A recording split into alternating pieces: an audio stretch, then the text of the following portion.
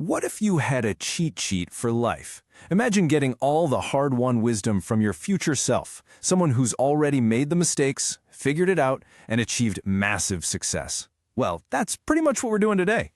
I mean, think about it. What if you could just skip the line, get that edge, accelerate your growth, and learn the brutal truths of success right now instead of 10 or 20 years from now? Let's jump into the playbook for how to do exactly that. We're taking decades of real-world experience from successful entrepreneur Dan Martell and boiling it all down. This is the advice he'd give his 20-year-old self.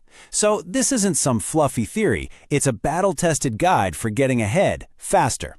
We've broken it down into a few key parts, and it all starts with your inner world. So part one is all about mastering your inner world. And this is first for a reason. Before you can build an empire, before you can conquer anything out there, you have to build an unshakable foundation, right here, inside. And that foundation is built on one thing, the promises you keep to yourself. Okay, this might seem almost too simple, but that's the point. These three things are non-negotiable. Martell says that if you just got your sleep right, most of your other problems would probably disappear. You gotta stop treating your body like a clunker and start treating it like a $1 million thoroughbred. Give it the right fuel and rest, and it'll give you the energy to win the race. And this is where it gets really interesting. This completely reframes what confidence is. See, it's not about being loud or charismatic. Real confidence is forged in private. It's built when you tell yourself you're going to get up at 5 a.m. and then you actually do it. Every time you break one of those little promises to yourself, you're literally chipping away at your self-respect. Keep them, and you build a sense of self-trust that is absolutely unstoppable. And all of that builds into this next idea, which is a total game changer. Get addicted to getting better. Forget the cheap dopamine hits you get from scrolling. The most powerful high comes from becoming a better version of yourself.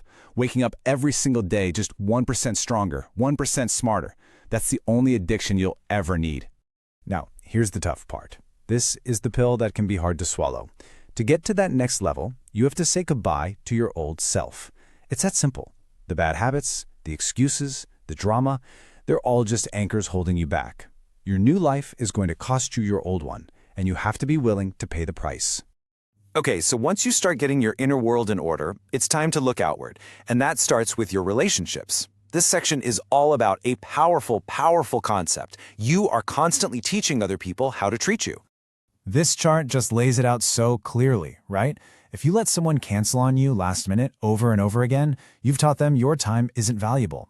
If you let someone drain you with their negativity every time you talk, you've taught them that your energy is free for the taking.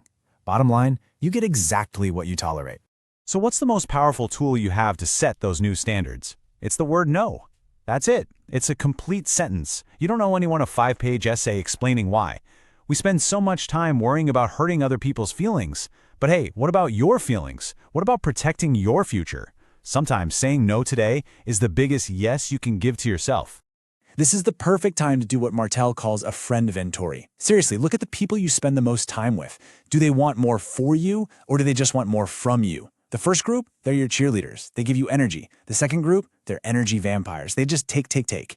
The quality of your life 5 years from now will be a direct result of who you choose to keep in your corner. All right, part 3. This is where the rubber meets the road. You've been working on yourself, you've sorted out your relationships. Now it's time to actually conquer the outer world. This is about how to build something meaningful, how to endure the pain that comes with it, and ultimately how to win. Here's the secret that successful people understand. When things get incredibly difficult, that's not a sign you should quit. It's the opposite. It's a sign you're right on the verge of a massive breakthrough. Life is testing you. It's asking, okay, how bad do you really want this? And check this out. These aren't just random theories. These are real examples he gives. You're about to launch something huge and a key person quits. You're about to hit a personal record at the gym and you pull a muscle. See the pattern? These aren't setbacks. They're the final exams you have to pass before you graduate to the next level. And graduating to that next level, it doesn't happen in a weekend. Anyone can be excited for a week, but greatness is built over a decade. 10 years. That's the magic number. The universe rewards commitment. So the real question you have to ask yourself is this: what are you willing to dedicate the next 10 years of your life to? And to survive that 10-year journey, you need to adopt an attitude of radical responsibility. Because the moment you blame anyone else, the economy, your boss, your past, poof, You've just handed over all of your power. When you take 100% ownership, you take back control. No one is coming to save you.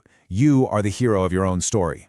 And that brings us to the final section, and really the ultimate truth. This is the single biggest idea that pulls everything else we've talked about together. If you only remember one thing from all of this, make it this. Think about it. Most of us go through life treating it like a window. We're just looking out, comparing ourselves to other people, blaming what we see for why we're not happy.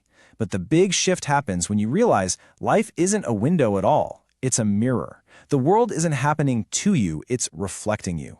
Your reality is a direct reflection of your habits, your beliefs, and the standards you set. If you want to change what you see out there, you have to start by changing who you are in here. So I'll leave you with this question. The world is a mirror. When you take a good, hard look at your life, your career, your health, your relationships, what reflection is staring back at you?